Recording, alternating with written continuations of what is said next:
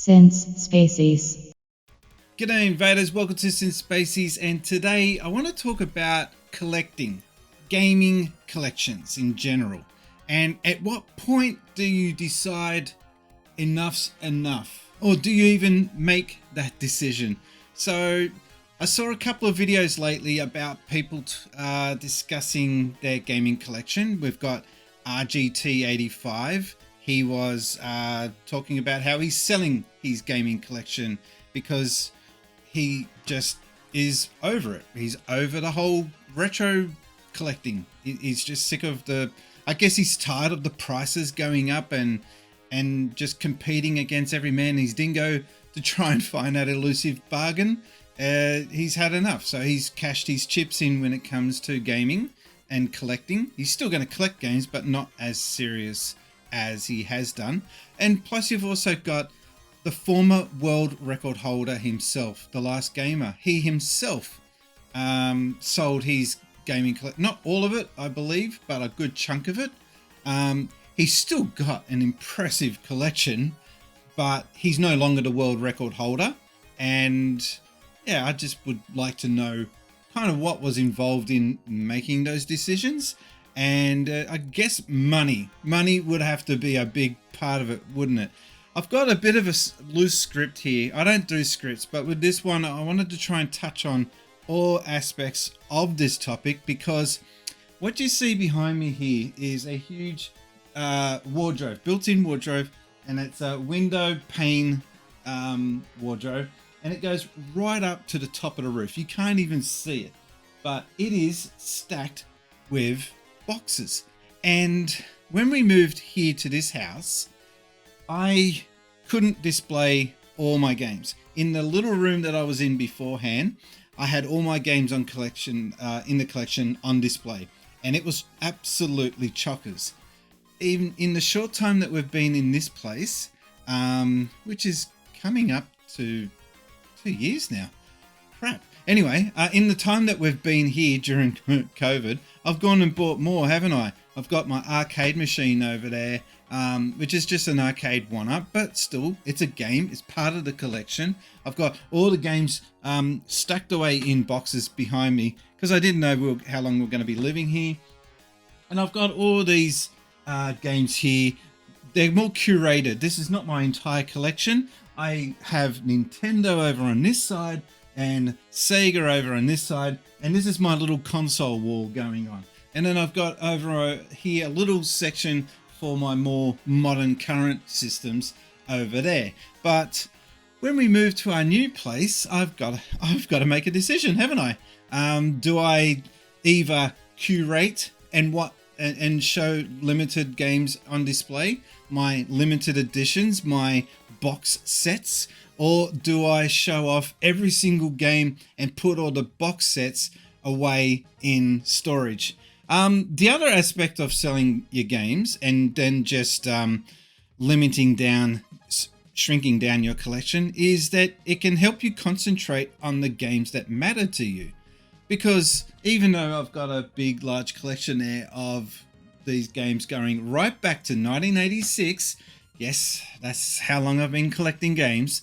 There's probably a whole bunch of games there that I'm never going to play again. Let's be honest. They're never going to touch a console ever again. They are just purely for show. So yeah, there's that. First thing you should think about is why you collect games in the first place. For me, it was just because I liked video games, didn't I? I think that's why most people start. They like games, they want to collect them. I didn't collect games at the start for the sake of getting a collection. I just wanted a bunch of games for my first console. Then you buy another console, and then you want another few games for that one. And it hasn't changed. I've got my Xbox Series X. That's probably the first console, though, where you're not really collecting for a console, because Xbox Series X is very heavily backward compatible focused. So you're not just necessarily buying something specific for the Xbox Series X. But I think that's about the first console that I've ever had where buying a collection for that console is not the main priority.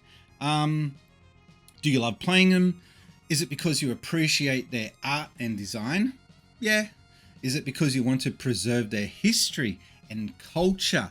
Now, when it comes to collecting video games, something that I saw today on a YouTube's channel. God, I'm getting the words all mixed up. A guy was talking about how with the Wii U recently hitting headlines, people are finding out that their Wii U's are deteriorating and the hard drives are failing. That's a bad failure, isn't it?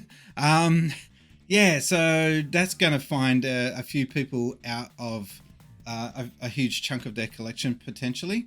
And that extends to even the Switch. Now, the Switch, it's designed to last 20 to 40 years. The cartridges I'm talking about.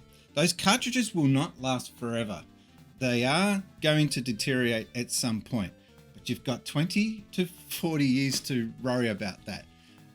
God knows what will be on the gaming industry, horizon or landscape 20, 30 years from now. I don't even know if I'll be around.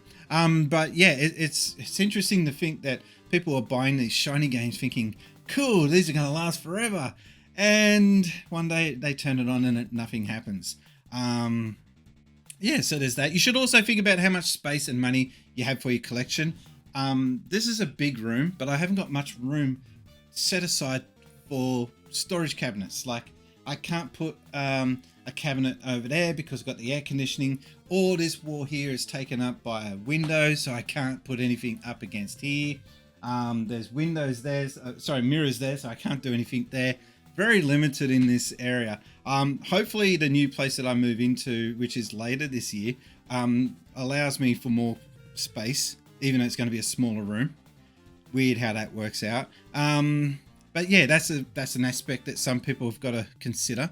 And The Last Gamer, he had the world's biggest gaming collection because he built a house specifically for that collection. The guy's got his own arcade, for God's sakes. So yeah, there's that. I don't have that luxury. So if you think that it's worth, keeping aside all that room for displaying a game, and if you've got the room, then maybe you might want to consider keeping on to the games and keep collecting. But the other thing is, if you do consider selling your games, the other things you got to consider are your games popular or obscure? Are you going to get a decent amount for them? Are they easy or hard to find? Are they cheap or expensive, or are they old or new? Well, for me, there's a big variation, so there's that to consider. But yeah, I don't really have a clear-cut answer on this. I'm still stuck on this topic. So guys, in the comments down below, should I sell my gaming collection? And if any one of you turkeys say, oh, give it to me, instant unfollow me, please. Just straight up unfollow me. I don't want to know about it. I'm not giving anything away. I'm not a charity. Yeah, this is a collection that's been, wow, almost 40 years now in the making, and I'm just starting to think, should I sell it and just get an arcade machine with all these games shoved into the machine? Because quite frankly, that would be kind of cool. Or should I just keep collecting? Let me know down below. Make sure you're following everyone that you see above me if you're watching this over on Twitter. And if you're watching this over on YouTube, give us a subscription. I'm trying to get the 3,000 subscribers.